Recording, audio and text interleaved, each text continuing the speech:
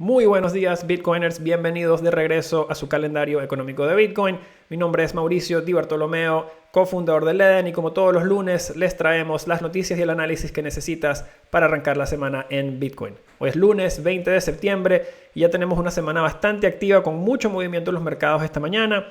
En el episodio de hoy vamos a empezar hablando del vencimiento de los contratos de opciones de Bitcoin, los cuales se vencen este viernes con una acumulación bastante importante de contratos, y vamos a hablar de cómo puede impactar esto la acción de precios.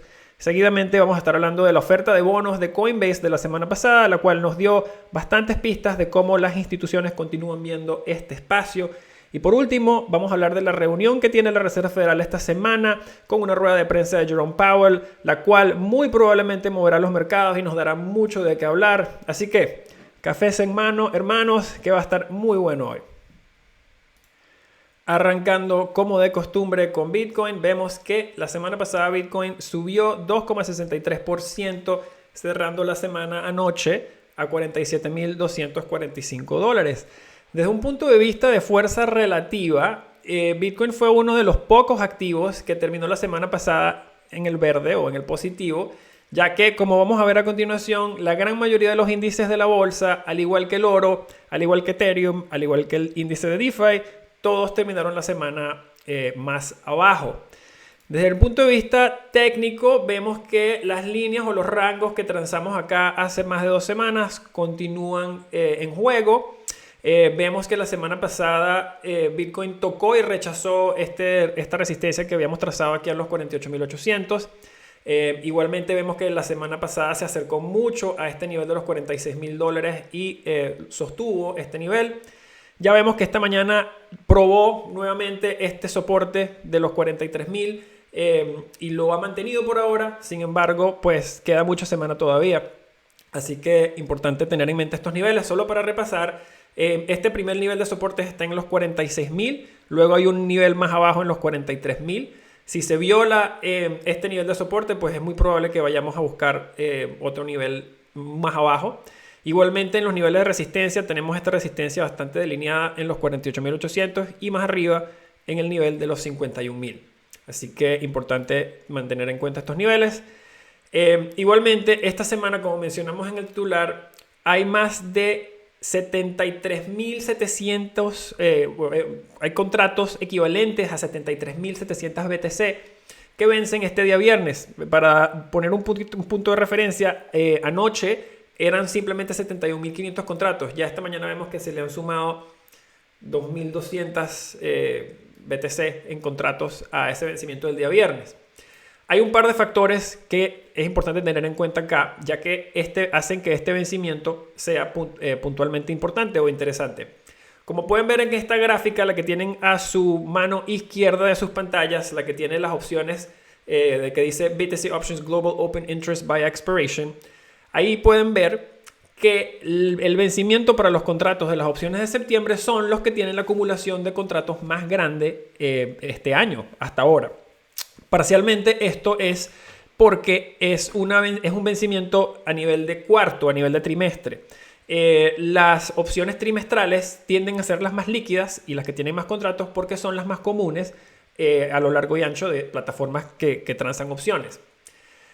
Otra señal interesante que podemos ver de este mundo de las opciones es la desconexión que hay entre la volatilidad implícita y la volatilidad realizada. La volatilidad implícita es la línea azul, la gráfica de las barras, o digamos la línea azul. La volatilidad realizada es la línea roja. Como podemos ver, ha habido una cierta desconexión entre lo que dice la volatilidad implícita y lo que dice la volatilidad realizada. Aunque esto suena bastante complicado, pueden entenderlo como lo siguiente. La volatilidad implícita es lo que el mercado de las opciones piensa que Bitcoin se va a mover. La volatilidad realizada es lo que en efecto se mueve Bitcoin a través de ese periodo. Como pueden ver, hay una gran divergencia entre las dos, y si miramos a la data histórica y patrones de comportamiento históricos, la volatilidad realizada tiene a converger con la volatilidad implícita. En otras palabras, la volatilidad implícita a veces puede actuar como un indicador adelantado a la volatilidad realizada. Es lo que quiere decir que el mundo de las opciones está esperando una movida grande en el precio de Bitcoin muy pronto. Tomemos en cuenta que esto se escribió en la noche de anoche y ya vemos que esta mañana se está viendo esta movida grande que estaba esperando el mercado de las opciones. Así que vemos que al parecer estaban acertados en sus expectativas. Otro punto interesante de este mundo de las opciones es que hay una gran concentración de contratos por encima del precio de los $50,000, contratos de compra. ¿Qué quiere decir? Que los market makers, las personas, las instituciones que vendieron estos contratos van a hacer todo lo posible por mantener el precio de Bitcoin por debajo de los $50,000 desde hasta el final del día viernes. Sin embargo, por la misma moneda, si el precio supera los 50,000, pudiese catapultarse más arriba, ya que los market makers van a estar obligados a proteger su riesgo comprando Bitcoin en el mercado spot, lo que hace un efecto de squeeze, llevando los precios más arriba. Otro punto interesante del mercado de la semana pasada fue la oferta de bonos de Coinbase, como mencionamos en el titular. La compañía originalmente salió a vender $1.500 millones en bonos, y luego de recibir ofertas de compra de hasta $7,000 millones, pudo subir su oferta por el 25% para un total de $2,000 millones en bonos. Hay dos ofertas de bonos que están saliendo al mercado. Una vence en el 2028 y una vence en el 2031. Y las tasas de interés para esos bonos son 3,25% para el del 2028 y 3,65% para el 2031. Interesantemente, Standard & Poor's, la agencia de ratings de Estados Unidos, le da un rating a los bonos de Coinbase de basura, junk. Sin embargo, hubo 4 veces la demanda inicial que Coinbase esperaba para estos bonos. Por ende, no parecen ser tan junk. Así que las instituciones están peleando para obtener una parte o un pedacito de la deuda de Coinbase. Es posible que otras empresas que transan en la bolsa de Estados Unidos, que vean esta actividad, tomen nota y vayan a hacer movidas similares. Pasando a nuestro análisis del S&P 500, vemos que la semana pasada vimos una continuación del posicionamiento en contra del riesgo o risk off, ya que vimos que todos los índices o la gran mayoría de los índices de las bolsas globales terminaron la semana en el rojo, hacia la baja. Y vimos que el índice del dólar también surgió, de nuevo, como hemos venido señalando en las semanas anteriores. El S&P 500 tuvo su segunda semana consecutiva de pérdidas, cerrando abajo 98 puntos base a 4.418 puntos. El Dow Jones y el Nasdaq retrocedieron. Vamos a ver aquí el Dow Jones 7 puntos base la semana pasada y el Nasdaq retrocedió 69 puntos base la semana pasada. Vemos que todos estos índices están continuando hacia la baja esta mañana un poco más agresivamente. La historia de Evergrande, que hemos señalado ya por más de 2 semanas en el calendario económico, continúa robándose titulares. Este fue uno reciente de la semana pasada, ya que el mercado y el gobierno de China se están preparando para un posible default o un posible fallo de los pagos, una posible bancarrota de este titán Evergrande. Signos de esto, como ya hemos venido hablando, es que los índices se están vendiendo, el dólar está subiendo, la semana pasada subió 65 puntos base el índice del dólar, y el índice que sigue las acciones en la bolsa de China perdió 4,15% la semana pasada, ya esta mañana está perdiendo más del 3% nuevamente. Evergrande está pautado a hacer, o tiene que hacer, Evergrande tiene que hacer pagos de interés para uno de sus bonos esta semana, y es muy probable que no pueda hacer esos bonos. El mercado muy probablemente va a continuar actuando negativamente o reaccionando negativamente a todo este tipo de titulares negativos de Evergrande.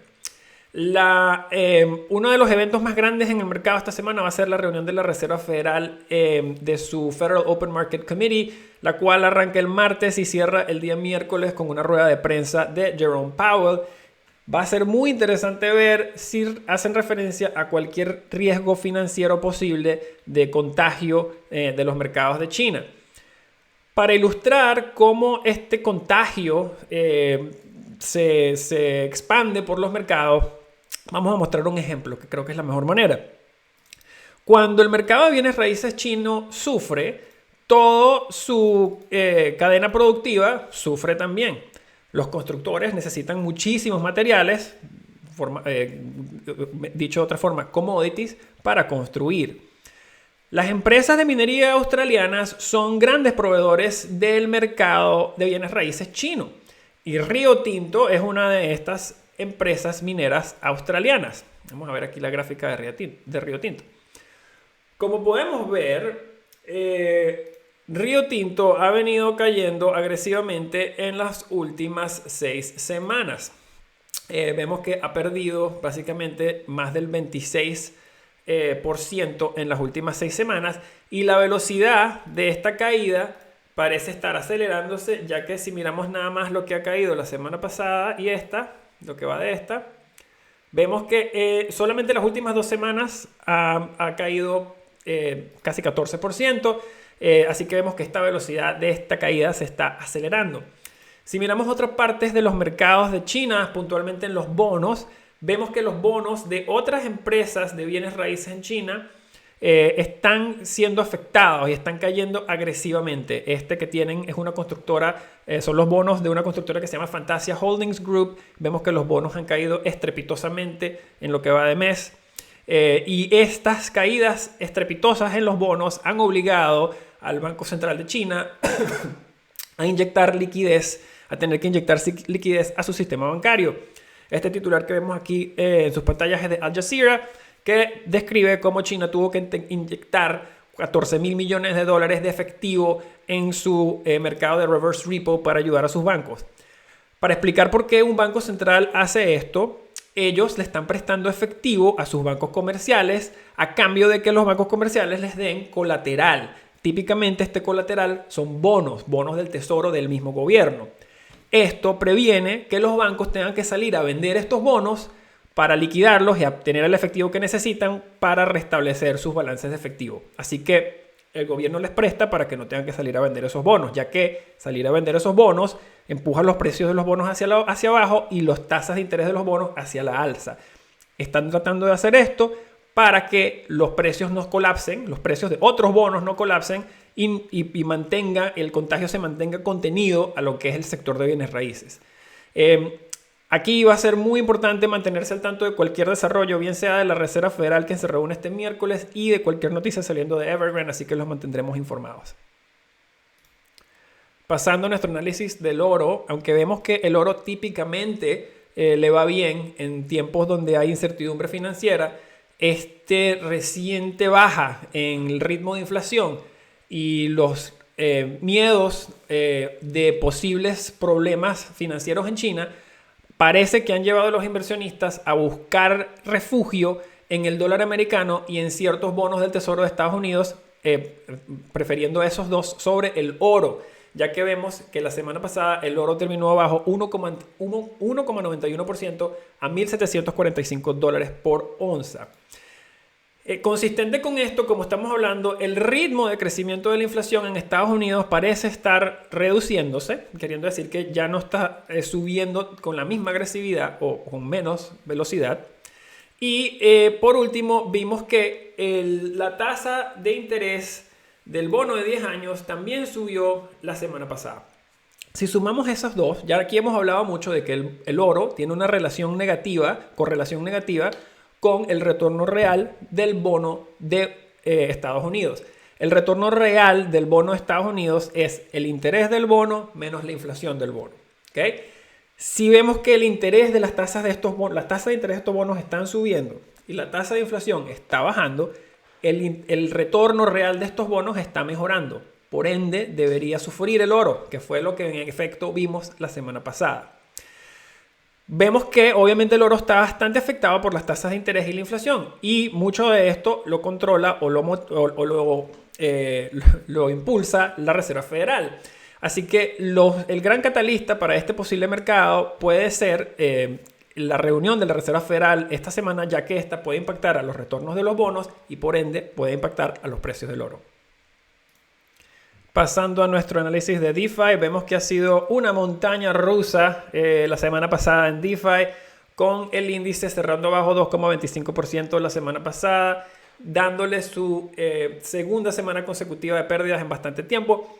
Y vemos que esta mañana ya estamos viendo posiblemente una tercera semana de pérdidas con los índices agresivamente abajo o significativamente abajo. Ethereum la semana pasada también cerró su segunda semana consecutiva de pérdidas, abajo 2,27% a $3,328. Hubo varios eventos interesantes que ocurrieron la semana pasada en el mundo de DeFi y en el mundo de Ethereum. Y uno de los más importantes en términos de atención de mainstream o de la media tradicional fue el hecho de que The Economist, la famosa revista The Economist, le dedicó su portada de la semana pasada a DeFi. Y el titular lee: cayéndonos por el hueco del conejo, las promesas y riesgos de las finanzas descentralizadas. El artículo es interesante ya que examina los beneficios y los riesgos potenciales de las finanzas descentralizadas y presenta este espacio como uno con área de promesa con bastante potencial en el mundo del cripto. Esto es relativamente inusual para la media tradicional y puede ser considerado como un cambio para lo mejor, ya que parece que están reportando de una manera un poco más informada.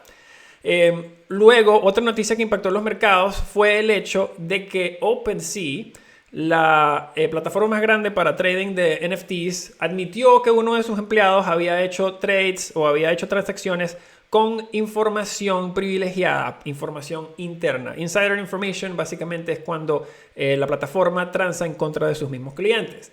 Esto es un gran golpe para la comunidad de NFT, la cual ha venido creciendo bastante grande, y algo que pueda tener unas consecuencias a más largo plazo para la plataforma de OpenSea. Esto es uno de los primeros escándalos a gran escala en el espacio, en la industria de los NFTs, y va a ser interesante ver cómo el mercado y la comunidad reaccionan a este evento. Por último, Solana, la cual había venido subiendo por 8 semanas consecutivas, cerró su primera semana de pérdidas en mucho tiempo la semana pasada, apuntando que va a tener una segunda semana de pérdidas esta.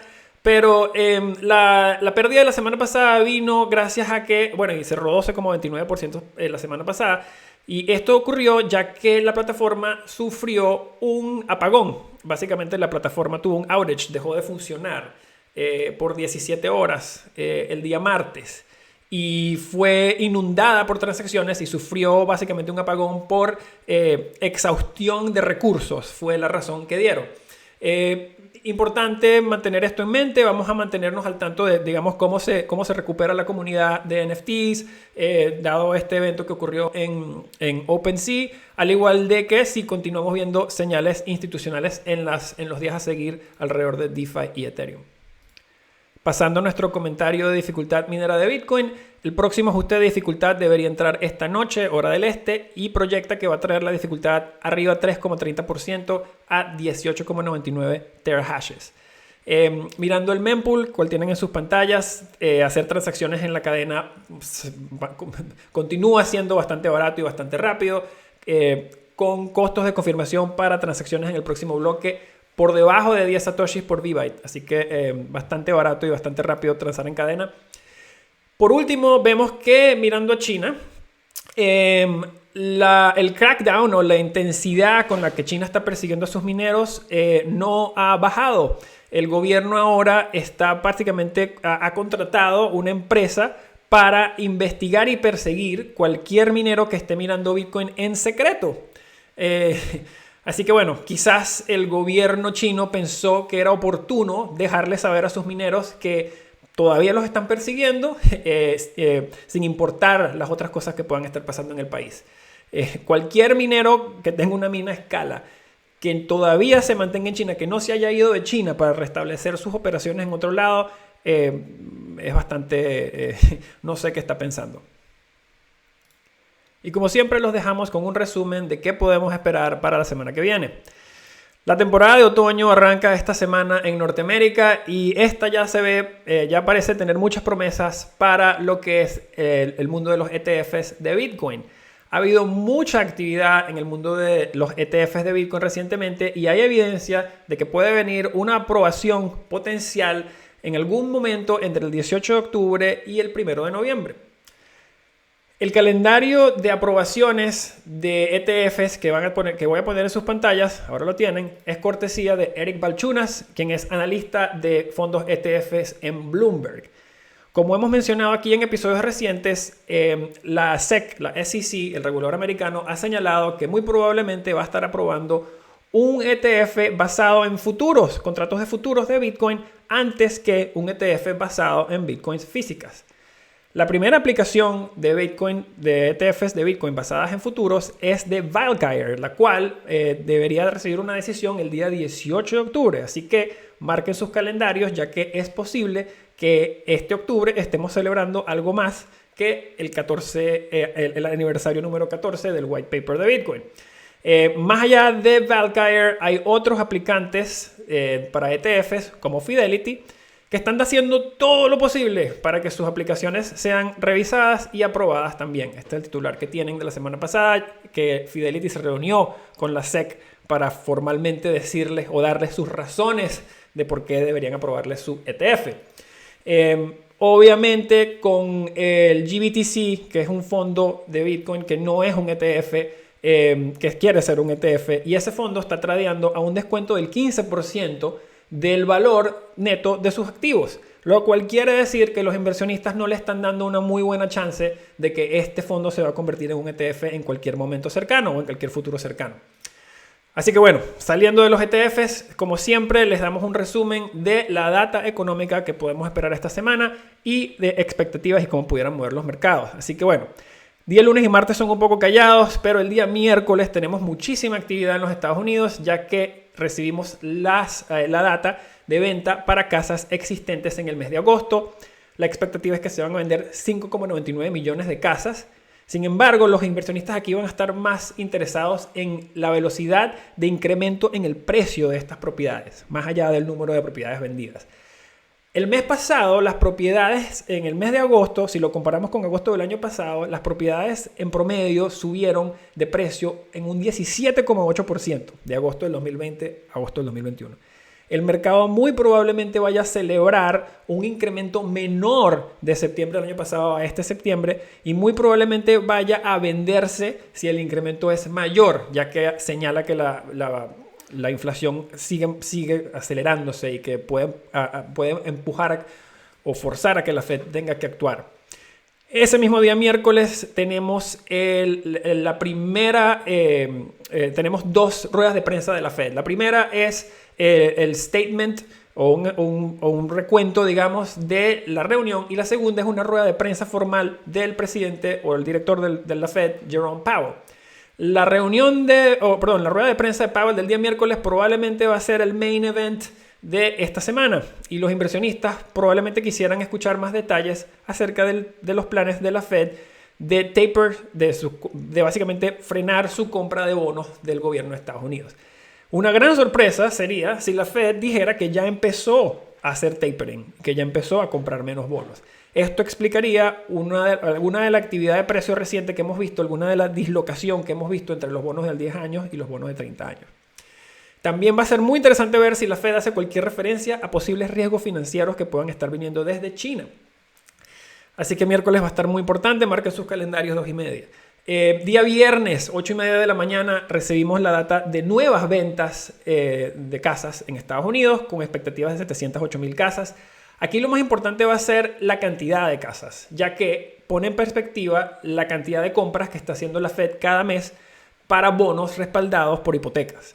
Para ponerlo en contexto, la Fed está comprando 40,000 millones de bonos respaldados por hipotecas todos los meses, los cuales representan aproximadamente el 25% de las hipotecas de todas las casas nuevas que se venden en Estados Unidos cada mes. Así que bueno, será muy interesante ver si la Fed nos habla de cómo va a tratar de frenar o taper esos planes de compra para los bonos respaldados por hipoteca y cómo pudieran afectar esos al mercado inmobiliario en Estados Unidos y básicamente pudieran poner un efecto de freno o un efecto, pudieran calmar, digamos, el mercado inmobiliario en Estados Unidos si la Fed anuncia que tan agresivo va a frenar esas compras. Ya que recordémonos que esas compras son las que mantienen las tasas de hipotecas bajas en los Estados Unidos. Así que bueno, hemos cubierto muchísimo hoy. Va a ser una semana bastante movida. Si aprendieron algo hoy, si disfrutaron de este episodio, los invito a que le den like, manito arriba, se suscriban al canal y lo compartan con sus amigos. Si no tienen una cuenta en Leden todavía, los invito a que miren leden.io y aprendan cómo pueden empezar a ganar hasta el 6,1% en sus bitcoins y hasta el 9% en sus USDC. También tenemos las mejores tasas para nuestros créditos en dólares si tienes bitcoin y no la quieres vender. Así que los quiero muchísimo, muchas gracias a todos y nos vemos la semana que viene.